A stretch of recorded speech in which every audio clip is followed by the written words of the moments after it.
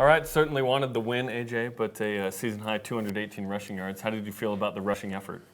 I thought we, going into the game, we were really big into finishing our runs, and I wanted our guys to just try to get an extra 2 yards per carry with the way they finish and just playing at a high level. I thought we accomplished that for the most part. Okay, let's break down some of that film, starting with an inside zone with Emmanuel Supa. For sure, okay? I like watching the wide copy first so that they can kind of see how they ended up finishing on contact. As you see right here, he really gets the first point of contact right here, at the 32-yard line. And by the time the play's over, he's at the 41. And that's kind of what I'm talking about. You'll see it from the end zone copy, kind of some things that led to that, coaching points that I use on a day-to-day basis that can allow us to maximize each run. So we're running an inside zone here. Two main things that happen on this play that allow him to be successful that we talk about on a day-to-day basis.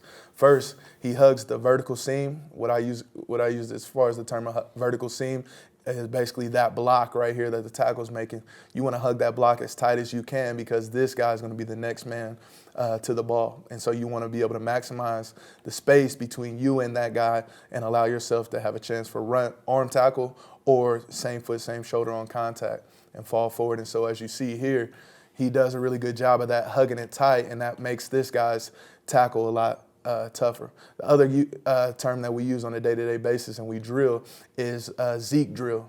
And I use the term Zeke drill because Ezekiel Elliott, if you ever watch him, he does a really good job of keeping his eyes up. He grabs his wrist and gets really skinny on contact, and that promotes pad level for one, and then your eyes are up. And I tell my guys all the time, if your eyes are up, you have a chance to make the guy miss. Okay, you can't hit what you can't see. He does both of those things really well right here. He keeps his eyes up, and that's why you see him able to keep his balance. His eyes are up right here, as you see, and now he's able to fall forward for extra 4 yards after contact. And that can make a big difference. For sure. Lopini Katoa had his best game of the season. Let's check out an inside run from Lopini. Okay, a lot of the same coaching points here. Okay, a little bit different ending to the play. He uses another technique that we call same foot, same shoulder. So he's running an inside zone. He does a good job of seeing it.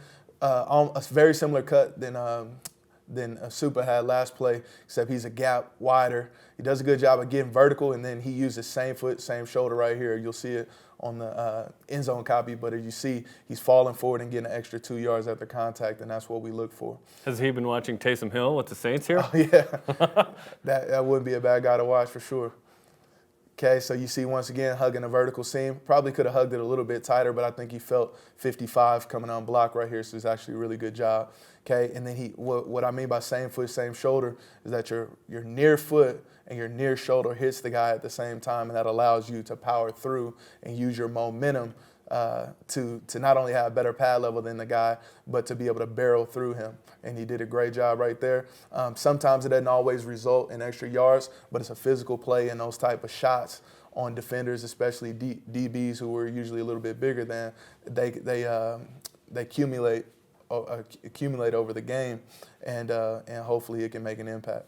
The team's certainly hoping for better finishing in the red zone, but this next play was Emmanuel Supa inside the red zone, getting a nice run to get closer to the goal line. For sure. I want you to see, once again, run another inside zone play, but just when they make contact right here at the 11-yard line, and he continues to run through, he ends up not going down into the 2.5, 3-yard line.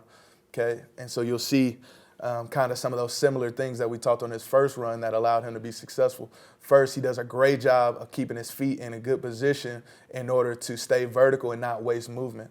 The second thing he's doing is the other way now, but he's hugging this, what I call a vertical seam. He's hugging this tackle's block as tight as he can, and now that puts number 9 in a bind to where he has a lot more space. A lot of times you see younger backs, they make this cut kind of right here where the goalpost is, and that makes this guy's tackle a lot easier.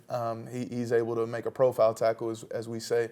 But right here, that he puts himself in a position for this guy to have to come across his body. Now once again, 2 hands on contact, eyes up, same foot, same shoulder, all those three things that we're talking about. He actually does it twice there and then there. That's why you've seen him bounce off both of those guys and a great finish. And once again, that was what we said we wanted to do going into the week, and I thought he accomplished that again on that run. How has Soup evolved from Rice to now? His feet are in such a better position per play. Like on a play like that, his freshman or sophomore year, he's over jumping his cut and he's not able to hug that thing tight and put number 9 in a bind right there. He's done a great job with that as well as his pad level. To me, the Zeke drill has really helped him forced to get his pads down and get skinnier on contact. He's a lot tougher to tackle in tight spaces than he used to be, just because he's really forced himself to get uncomfortable in his hips and make guys tackle the full 220 pounds that he brings on contact.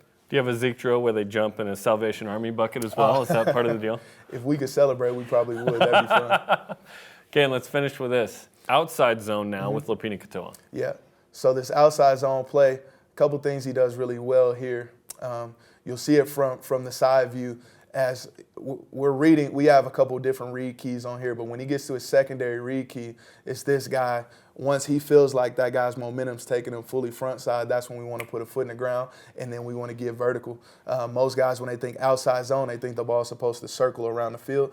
At times it will if the defense gives us that look, but it also can be a vertical play, and you see that here. The ball really hits in the same area that those inside zones hit, and even tighter at times. But you'll see here kind of what we're looking at. He's reading the tight end's block. They're trying to set an edge, and so he needs to get his eyes to his secondary key. Okay, his secondary key gets shoved front side, and so he anticipates that. You see it here, puts a foot in the ground and gets vertical. Okay, and what that does is forces an arm tackle here, and that's why he's able to get vertical. A couple other things that he could have done to make this run even better is just stay vertical here, and then pick a side on number 8, go same foot, same shoulder on contact like he did earlier. Okay, and I always tell my guys the end zone is this way, and so the more we can do it's that, great coaching. yeah, it's a simple coaching point, but for me, that's the only thing I can really critique on this play is that he could have gotten maybe 3 more yards, guaranteed himself 3 more yards by just staying vertical. But the initial read and the verticality of this play, running through that arm tackle, those are things we talked about, yards after contact, and that has to be who we are as running backs here at BYU, and we have to be physical and finish our runs. And for the most part, throughout the game, I think you saw a glimpse that we got that accomplished. How did you assess Jaron Hall as a runner? He's great. He's natural. He understands space very well. He understands how to get vertical. He understands how to cover the ball up and protect it. And he has really good pad level in the run game as well. So I guess it helps when you watch, film of your dad doing it for so long, and then had a brother that played running back as well. And so he's a very natural runner, very decisive, great pad level, and a guy that I trust with the ball in his hands too because of the way he protects it. He does a really good job. It's a little thing, but not a lot of quarterbacks take attention to detail to the way they protect the ball. And so his elbow's always tucked, 2 hands in traffic, all the things that I preach as a running backs coach as well. And that's why I admire him as a runner. Big game with Boise State, a rival, a top 15 team.